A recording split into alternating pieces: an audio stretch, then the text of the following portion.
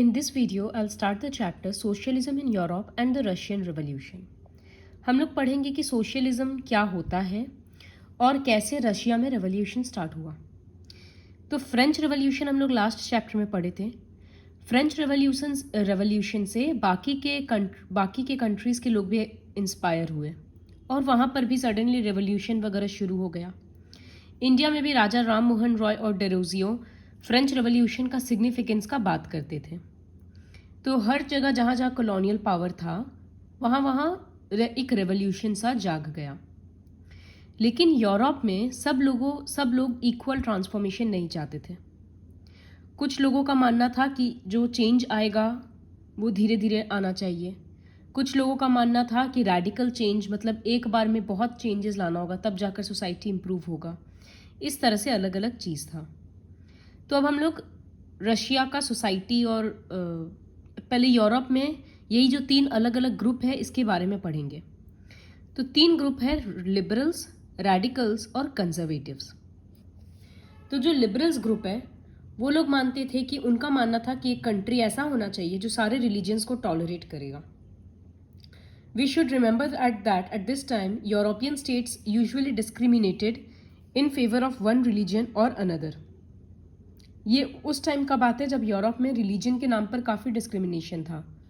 तो लिबरल्स बोलते थे कि सब रिलीजन को इक्वल मानना चाहिए और ये जो अनकंट्रोल्ड पावर है किंग्स के पास ये नहीं होना चाहिए। गवर्नमेंट के अगेंस्ट इंडिविजुअल्स का भी राइट्स होना चाहिए। और वो लोग मानते थे कि एक इलेक्टेड पार्लियामेंटरी गवर्नमेंट होना चाहिए जहाँ पर पीपल वोट करके गवर्नमेंट लाएंगे, इस तरह का फॉर्म होना चाहिए। वेल ट्रेंड जुडिशरी होना चाहिए जो कि इंडिपेंडेंट होगा एग्जीक्यूटिव और लेजिस्लेटिव से। इस तरह का कंसेप्ट था। तो हम लोग को दिख रहा है कि डेमोक्रेसी वाला कंसेप्ट था। तो क्या लिबरल्स को डेमोक्रेट्स बोल सकते हैं? नहीं, क्योंकि ये लोग यूनिवर्सल एडल्ट फ्रेंचाइजी में नहीं विश्वास रखते थे।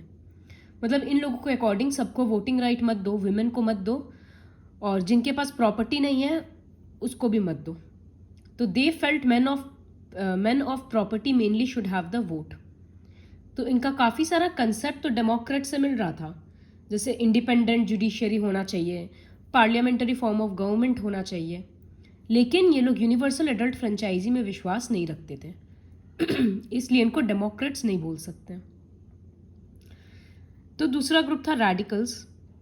रैडिकल्स का मानना था कि कंट्री का जो मेजॉरिटी पॉपुलेशन है वही उसी से गवर्नमेंट बनना चाहिए, वही लोग गवर्नमेंट बनाएंगे। बहुत लोगों का मानना था कि विमेन को वोटिंग राइट देना चाहिए।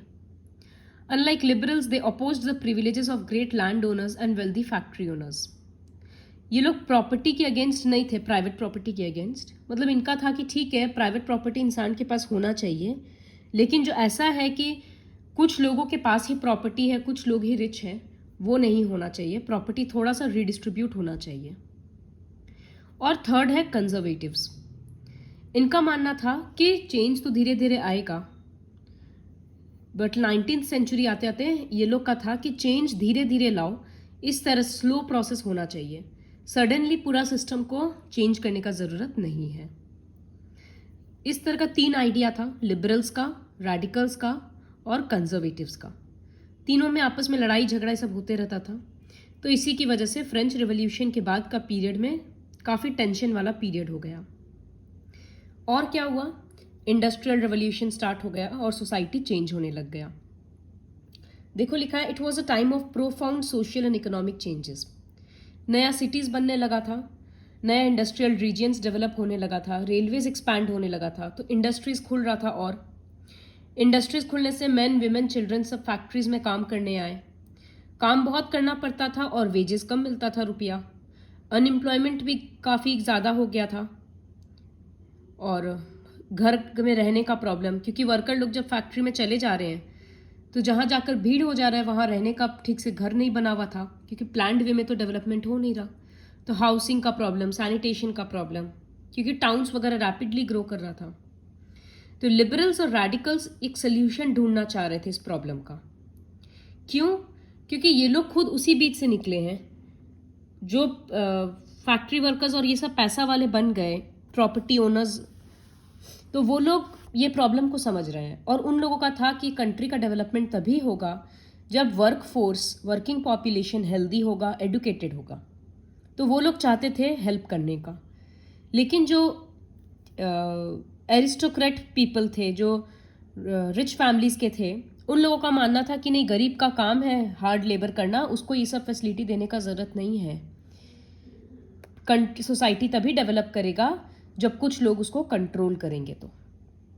तो बहुत सारे वर्किंग मैन विमेन चाहते थे कि वर्ल्ड में मतलब जो भी चेंजेस आए तो वो लोग रेडिकल और लिबरल्स को ही बिलोंग करते थे। Some nationalists, liberals and radicals wanted revolution to put an end to the kind of government established in Europe in 1815. वो लोग चाहते थे कि एक रेवोल्यूशन के थ्रू इस टाइप का गवर्नमेंट को हटा देना चाहिए। फ्रांस, इटाली, रशिया, जर्मनी में ये सब रिवोल्यूशनरीज बन गए जो मोनार्की को हटाने का काम शुरू कर दिए।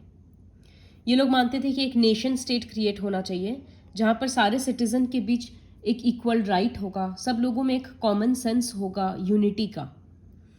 ग्यूसेप मजीनी, ये एक इटालियन नेशनलिस्ट था।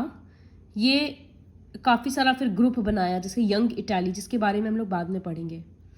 तो ये वो सब काम करने लग गया। इसका राइटिंग्स इंडिया में भी सोशल रिफॉर्मर्स लोग और नेशनलिस्ट पढ़ते थे। The coming of socialism to Europe. Perhaps one of the most far-reaching visions of how society should be structured was socialism. Socialism एक concept था। तो social क्या concept था? जो socialism में विश्वास रखते थे उनको socialists बोलते थे। तो socialists मानते थे कि private property बहुत बुरा बात है। मतलब प्रॉपर्टी जो भी होता है वो पूरे सोसाइटी का होना चाहिए, पूरा सोसाइटी मिलकर उसका देख रेख करेगा, उसका जो भी प्रॉफिट होगा वो शेयर करेगा। तो इससे कोई अमीर कोई गरीब नहीं होगा, लोगों में इक्वालिटी बना रहेगा। इसका मानना था, सोशलिस्ट का मानना था कि जो इंडिविजुअल के पास प्रॉपर्टी होता है और वो दूसरों को नौकरी देता है, वो खाली अपना पर्सनल गेन का बात सोचता है, तो वो सारा अच्छा फैसिलिटी सामने वाले को नहीं देता। इसी वजह से अगर पूरा सोसाइटी मिलकर प्रॉपर्टी कंट्रोल करेगा, फैक्ट्री कंट्रोल करेगा, तो उससे सोसाइटी का डेवलपमेंट होगा। ये मानना था इन लोगों का। कुछ का मानना था कि कोऑपरेटिव सेक्टर्स होना चाहिए, कि मिलकर बहुत लोग फैक्ट्री ऑपरेट करेंगे। जैसे Robert oven, a leading English manufacturer, वो एक कोऑपरेटिव कम्युनिटी बनाना चाहता था न्यू हार्मनी नाम का, इंडियाना में। इंडियाना यूएसए में है। बहुत सारे सोशलिस्ट को ऐसा लगता था कि कोऑपरेटिव्स बनाना कुछ लोगों का काम नहीं है, गवर्नमेंट को भी हेल्प करना चाहिए, एनकरेज करना चाहिए इस तरह से कोऑपरेटिव्स बनाने के लिए। जैसे फ्रांस में Louis Blanc wanted the government to encourage cooperative. वो चाहता था कि गवर्नमेंट कोऑपरेटिव्स को और एनकरेज करे, और ये जो कैपिटलिस्ट एंटरप्राइजेज होता है कुछ लोगों का बनाया हुआ, इसको गवर्नमेंट हटाए। तो इससे क्या होगा, लोग आपस में प्रॉफिट डिस्ट्रीब्यूट करेंगे, तो सारा मेंबर्स प्रॉस्परस बनेगा। Karl Marx and Friedrich Engels added other ideas to this body of arguments. Marx argued that industrial society was capitalist. वो बोलता था कि जो इंडस्ट्रियल सोसाइटी है, इंडस्ट्रियल रेवोल्यूशन के बाद हुआ है, ये कैपिटलिस्ट सोसाइटी है। खाली रुपया के पीछे लोग भाग रहे हैं, खाली प्रॉफिट देख रहे हैं, और इससे वर्कर का कंडीशन कभी नहीं सुधरेगा, क्योंकि जो प्रॉफिट हो रहा है वो कुछ लोगों को ही मिल रहा है। तो वर्कर्स को मिलकर ये कैपिटलिज्म हटाना पड़ेगा और प्राइवेट प्रॉपर्टी हटाना पड़ेगा। मार्क्स ये बिलीव रखता था कि कैपिटलिस्ट एक्सप्लॉयटेशन को रोकने के लिए वर्कर्स को इन्वॉल्व होना पड़ेगा और उनको एक सोशलिस्ट सोसाइटी बनाना पड़ेगा। This would be a communist society. वो वर्कर्स को कन्विंस किए कि कैपिटलिस्ट के अगेंस्ट इस तरह से लड़ाई करना है। यही था सोशलिज्म, कि सब कुछ पूरे सोसाइटी का होगा। तो 1870s में ये यूरोप में ये आइडिया काफ़ी स्प्रेड हो गया। Workers in England and Germany associations बनाने लग गए कि बेटर तरीका से स्ट्राइक करेंगे, फाइट करेंगे। वो लोग फंड क्रिएट करते थे अपने मेंबर्स को हेल्प करने के लिए, जब भी किसी को रुपया, पैसा या काम का ज़रूरत हो। तो जर्मनी में इस टाइप का एसोसिएशंस सोशल डेमोक्रेटिक पार्टी के साथ मिलकर काम करने लग गया। एक पॉलिटिकल पार्टी है और वो पार्लियामेंट्री इलेक्शंस भी जीता। By 1905, socialists and trade unionists formed a Labour Party in Britain and a Socialist Party in France. अब ये जो यूनियन वगैरह था ये सब खुद अपना पार्टी बनाने लग गया, लेकिन 1914 तक ये सोशलिस्ट पार्टी कभी भी गवर्नमेंट बना नहीं पाया क्योंकि कभी इलेक्शन नहीं जीता. Represented by strong figures in parliamentary politics, their ideas did shape legislation. वो लोग रूल्स बनाने में ज़रूर हेल्प करता था क्योंकि बहुत सारे मेंबर्स पार्लियामेंट में होते थे उनके पार्टी के, लेकिन कभी खुद गवर्नमेंट नहीं चला पाया. गवर्नमेंट हमेशा कंजर्वेटिव्स, लिबरल्स या रेडिकल्स ही चलाता था. फिर है रशियन रेवोल्यूशन. तो रशिया में मोनार्की हटाया गया फरवरी 1917 और उसके बाद 5-6 महीना तक जो इवेंट चला वो पूरा को रशियन रेवोल्यूशन बोलते हैं. तो ऐसा क्या हुआ रशिया में, उन सब के, और रेवोल्यूशन क्यों हुआ, इन सब के बारे में हम लोग पढ़ेंगे. तो सबसे पहले कि 1914 में रशिया को रूल करता था सार निकोलस II. इसका प्रोनाउंसिएशन है सार, टी साइलेंट है. तो सार निकोलस II रशिया रूल करता था. बहुत बड़ा लैंड था मॉस्को, और अभी का फिनलैंड, लैटविया, लुथियाना, एस्टोनिया, ये सब अलग अलग जगह है. अजरबैजान, अर्मेनिया, जॉर्जिया, ये सब. वहाँ पर बहुत अलग अलग रिलीजन के भी लोग थे. मेन था रशियन ऑर्थोडॉक्स क्रिश्चियनिटी, बाकी कैथोलिक्स, प्रोटेस्टेंट्स, मुस्लिम्स, बुद्धिस्ट, ये सब रहते थे उस एम्पायर में. अब बहुत इंपॉर्टेंट है ये इकोनॉमी एंड सोसाइटी. इकोनॉमी कैसा था उस पीरियड का? 85% रशियंस एग्रीकल्चर करते थे. तो रशिया बहुत मेजर एक्सपोर्टर था ग्रेन्स का. ये बाकी यूरोपियन कंट्रीज के कंपैरिजन में बहुत ज़्यादा है. जैसे फ्रांस, जर्मनी, ये सब में 40-50% पॉपुलेशन एग्रीकल्चर करता था, लेकिन रशिया में 85%. इंडस्ट्री वगैरह कहीं कहीं पर था. मेन इंडस्ट्रियल एरियाज था सेंट पीटर्सबर्ग और मॉस्को. क्राफ्ट्समैन का अपना अपना वर्कशॉप होता था. फैक्ट्रीज धीरे धीरे सेट होने लगा. रशिया में रेलवे बढ़ने लग गया तो फॉरेन कंट्रीज इन्वेस्ट करने लग गए. कोल प्रोडक्शन, आयरन प्रोडक्शन, ये सब बहुत ज़्यादा बढ़ गया. मैक्सिमम इंडस्ट्रीज प्राइवेट प्रॉपर्टी था, कुछ लोगों का था, लेकिन गवर्नमेंट उसको सुपरवाइज करता था कि वर्कर को ठीक से कंडीशन मिल रहा है कि नहीं, वर्किंग कंडीशन, मिनिमम वेज मिल रहा है कि नहीं, वर्किंग आवर्स, ये सब देखने का. लेकिन अगर कोई रूल्स ब्रेक करता था कि वर्कर से बहुत ज़्यादा काम करवा रहा है या उसको सैलरी नहीं दे रहा है ठीक से, तो गवर्नमेंट कुछ कर भी नहीं सकता था. जैसे 10-12 घंटा के कंपैरिजन में 15-15 घंटा उनको वर्कशॉप में काम करना पड़ता था. रहने के लिए छोटा छोटा रूम दिया जाता था, या इस तरह से डॉर्मिटरीज. एक जगह पे बहुत सारे लोग सो रहे हैं. वर्कर्स में आपस में सोशल ग्रुप में डिवाइडेड थे. जैसे अगर कोई 4-5 वर्कर सेम विलेज में बिलोंग करते हैं, सेम विलेज से, तो उन लोगों में अपना यूनिटी था. और वर्कर्स में भी workers way divided by skill. जो मेटल का काम करते थे वो लोग अपने आप को सुपीरियर मानते थे. देखो यहाँ लिखा है metal workers considered themselves aristocrats among other workers. क्योंकि मेटल का काम करने के लिए ज़्यादा ट्रेनिंग और स्किल चाहिए था, तो वो लोग मानते थे कि हम लोग बाकी वर्कर से ज़्यादा बेटर है. विमेन भी काम करती थी लेकिन उनको सैलरी कम मिलता था. वर्कर लोग में आपस में डिवीजन था, तो ड्रेस, कपड़ा वपड़ा सब वर्कर्स का अलग अलग टाइप का होता था. लेकिन आपस में एक दूसरे को हेल्प करने के लिए वर्कर लोग साथ में आते थे. स्ट्राइक करना है तो सब साथ में करते थे, इस तरह का था. In the country side pageants cultivated most of the land. Pageants खेती करते थे, लेकिन वो ज़मीन किसका होता था? या तो किसी नोबल फैमिली का, या किंग का, या चर्च का. तो जैसे वर्कर्स डिवाइडेड थे अलग अलग ग्रुप में, वैसे ही पेजेंट्स भी डिवाइडेड थे.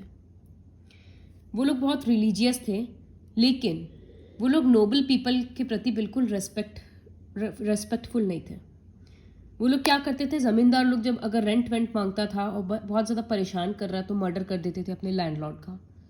इस तरह का प्रॉब्लम चलता था. क्योंकि लेकिन नोबल्स को उनका पावर और पोजीशन लोकल लोगों के कारण नहीं मिलता था. वो लोग सार का चमचागिरी करते थे, उसका काम करते थे, बोलकर उन लोगों को पावर मिलता था. तो पेजेंट्स को ये बात ऑब्वियसली अच्छा नहीं लगता था.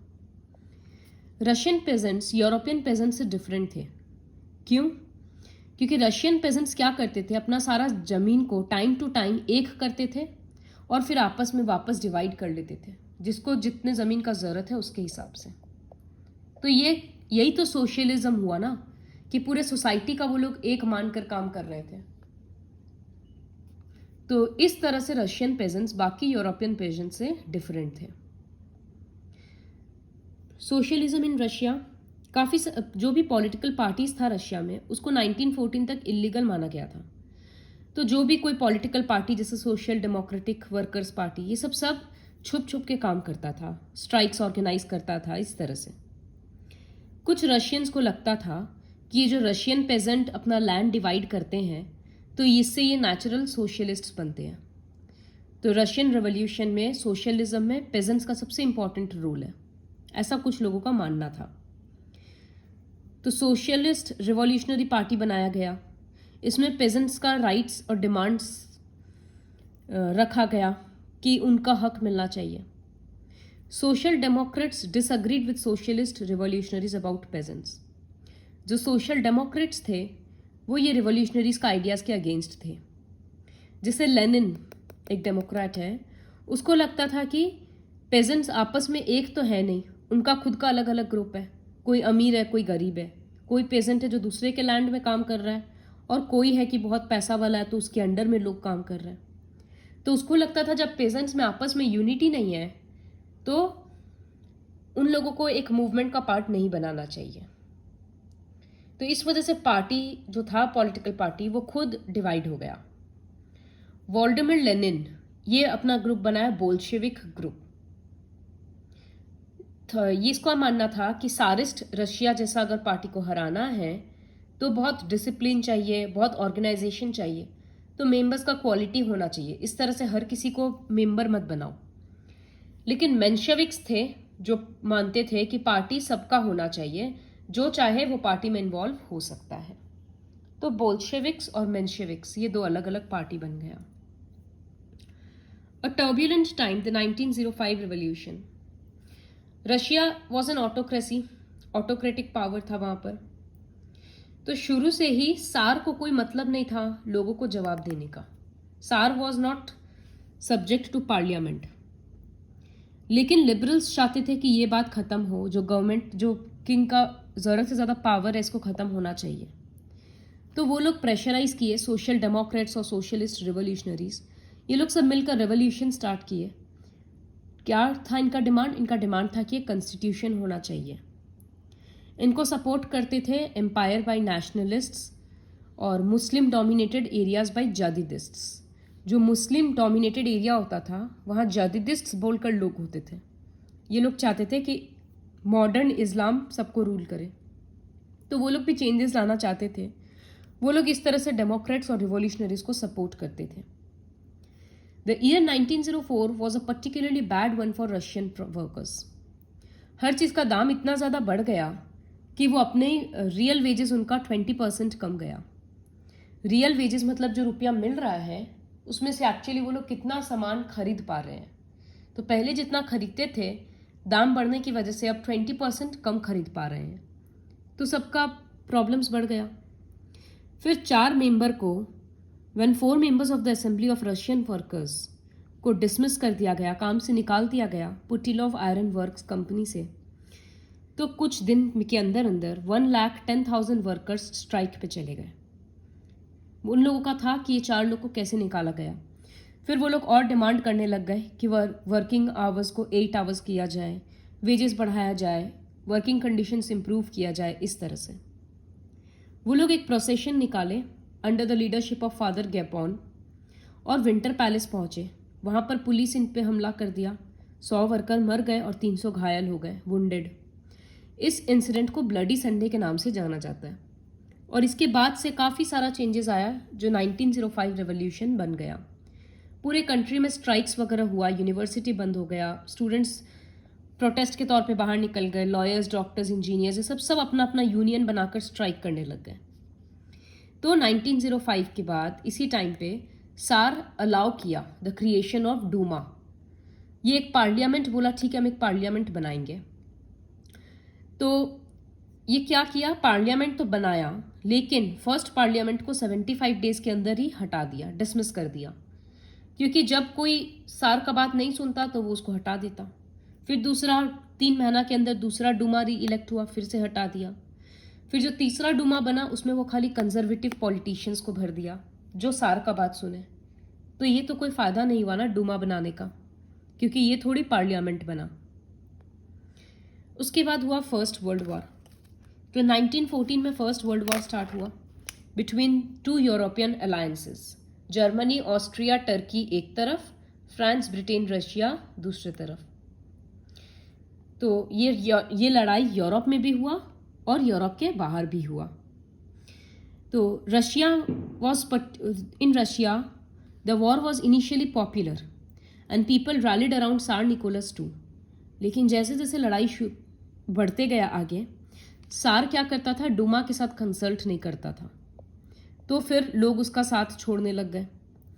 लोगों में एंटी जर्मन सेंटिमेंट्स बहुत हाई था, मतलब लोग जर्मनी के बहुत अगेंस्ट थे। सेंट पीटरबर्ग्स रशिया में था, वो जर्मन नेम है, उसका भी नाम चेंज कर दिया गया और पेट्रोग्राड रख दिया गया। The tsarina Alexandra's German origins, जो सरीना थी उसका origin, the tsarina Alexandra's German origin, मतलब वो जर्मनी की थी और मॉन्क लोग उसको सार को ठीक से सपोर्ट नहीं किए, पॉपुलर ओपिनियन ठीक से नहीं दिए, तो इसके वजह से सार निकोलस टू को हटाया गया। The first world war on the eastern front deferred from that on the western front. East और वेस्ट में जो लड़ाई चल रहा था दोनों में डिफरेंस था। वेस्टर्न साइड में आर्मीज लोग ट्रेंचेस से, गड्ढा वगैरह से छुप छुप कर लड़ाई करते थे, और ईस्टर्न साइड में आर्मीज काफ़ी लड़ाई करता था, मतलब वेपन्स वगैरह यूज़ करके, और बहुत बहुत लोग मरते थे। डिफीट्स बहुत शॉकिंग था, डिमोरलाइजिंग था। रशिया जर्मनी के अगेंस्ट लड़ाई हार गया और ऑस्ट्रिया के अगेंस्ट भी। ओवर 7 मिलियन कैजुअलिटीज़ हुआ। जैसे as they retreated the Russian army destroyed crops and buildings. Russian army crops खराब कर दिए, बिल्डिंग्स खराब कर दिए, ताकि जर्मन और ऑस्ट्रियंस जीतने के बाद भी जिंदा न रह पाए, क्योंकि खाने पीने के लिए नहीं बचेगा उनके पास। तो बहुत सब चीज़ का नुकसान हुआ। The situation discredited the government and the सार। तब सब लोग सार के एकदम अगेंस्ट भड़क गए। सोल्जर्स को भी अच्छा नहीं लगा इस तरह का लड़ाई फाइट करना। तो इस तरह से फर्स्ट वर्ल्ड वॉर का रशिया पे असर हुआ। वॉर का इंडस्ट्री पे भी बहुत बुरा असर हुआ। रशिया का अपना खुद का इंडस्ट्रीज बहुत कम था, तो जर्मनी से जो सप्लाई आता था समुद्र वगैरह के थ्रू, तो बाल्टिक सी में जर्मन का कंट्रोल ज़्यादा था, तो अब रशिया में इंडस्ट्रियल सप्लाई कम हो गया। धीरे धीरे मशीन वगैरह खराब होने लग गया, रेलवेज टूटने लग गया। Able bodied man were called up to the war. Able bodied मतलब जो स्ट्रॉन्ग मैन थे उनको तो वॉर फाइट करने के लिए बुलाया गया था। तो अब जो वर्कशॉप वगैरह था वहाँ पर फिट लोगों का प्रॉब्लम हो गया, कमी हो गया। फिर आर्मी को खिलाने के लिए बहुत बहुत ग्रेन्स भेज दिया गया, तो अब लोगों को खाने के लिए कुछ नहीं बचा। 1916 में विंटर में ब्रेड के शॉप वगैरह में आए दिन लड़ाई होने लग गया। तो ये फर्स्ट वर्ल्ड वॉर का इफेक्ट हुआ। फिर इसके बाद क्या हुआ ये हम लोग नेक्स्ट वीडियो में देखेंगे।